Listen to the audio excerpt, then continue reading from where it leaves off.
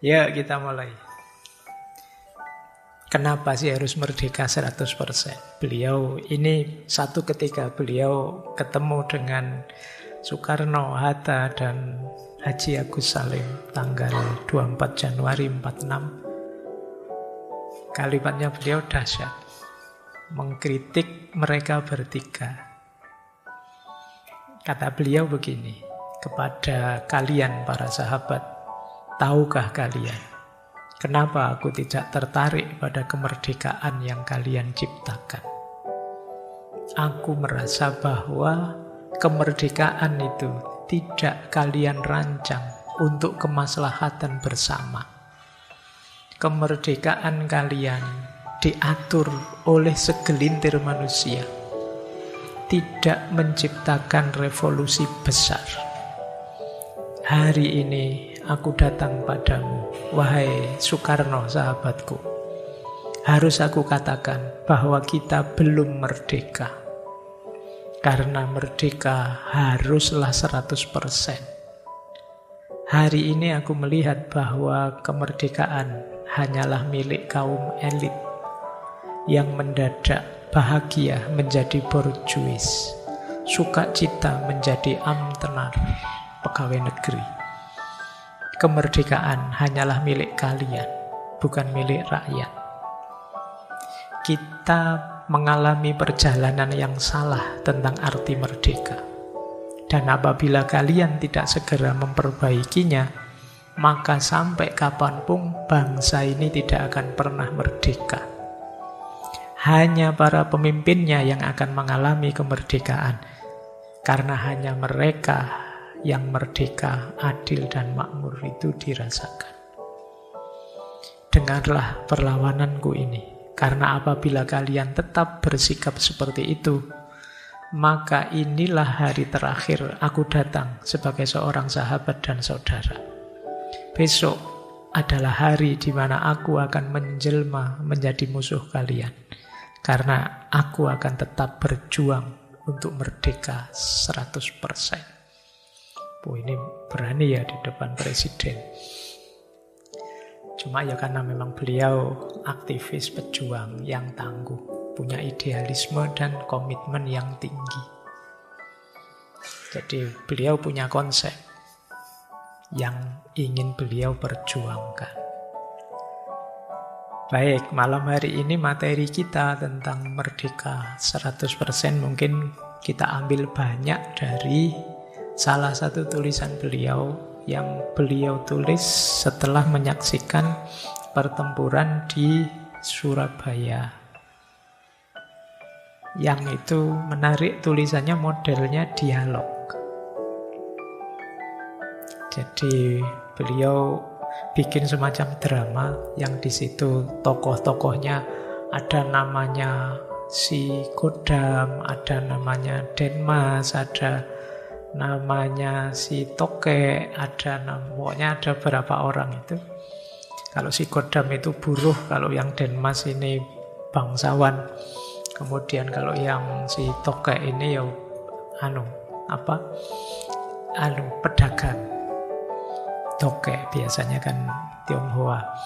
Kemudian ada lagi intelektual. Yang intelektual dikasih nama si apal. Intelektual kan biasanya apalan ilmu nih. Jadi ini orang-orang ini berdialog. Ada satu lagi, petani. Yang petani itu pakai nama si pacul. Nah, dialognya menarik, cuma ya enggak mungkin saya baca semua. Nanti saya jadinya baca cerpen drama nanti ya. Kita ambil ide-idenya, meskipun nanti beberapa akan saya bacakan. Baik, kita lihat ya. Yang pertama, beliau mengkategorikan 3 jenis penjajahan yang bisa saja sampai hari ini kita masih terjajah. Yang pertama, jenis penjajahan atau imperialisme yang terang-terangan ngerampok. Jadi negara seperti Spanyol dan Portugis, kata beliau, yang ini biasanya cirinya ya memang ngerampok saja sih, masuk ke satu negara, menghisap sumber dayanya, mencari keuntungan sebanyak-banyaknya, melakukan intimidasi, menyerang, menaklukkan. Ini gaya pertama. Contohnya Portugis dan Spanyol. Kemudian beliau menyebut ada lagi gaya kedua. Kalau gaya kedua, ini seperti Belanda di Indonesia dengan VOC-nya. Jadi Belanda itu tidak datang kemudian menaklukkan, membunuh, tidak. Datang untuk dagang tapi melakukan monopoli. Jadi dia yang membeli hasil bumi kita, kemudian dia yang menjual keluar. Yang lain tidak boleh. Nah, ini gayanya Belanda.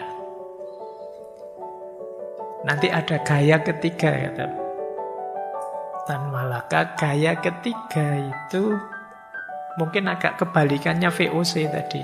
Istilahnya Tan Malaka setengah monopoli.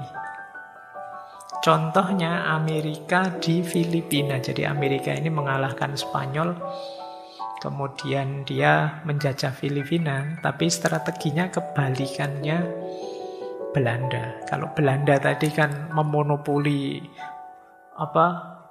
hasil bumi Indonesia terus dijual keluar. Kalau Amerika itu justru produk-produk dia dibawa ke Filipina. Orang Filipina harus mengkonsumsi yang dibawa oleh Amerika ke sana, sehingga produksi lokal terus kalah. Karena yang dibawa ke sana dikasih harga sangat murah, yang produk lokal terus jadi sangat mahal. Ini istilahnya Tan Malaka, setengah monopoli, tapi yo pahit akhirnya. Yo sama-sama pahit, wong dijajah ya. Jadi ini 3 gaya penjajahan kalau kita tidak waspada. Kalau yang pertama yo mestilah kita, kalau ada yang gaya Portugis atau Spanyol, gampang mendeteksinya, kan perang lah. Siapa yang kuat dia yang menang.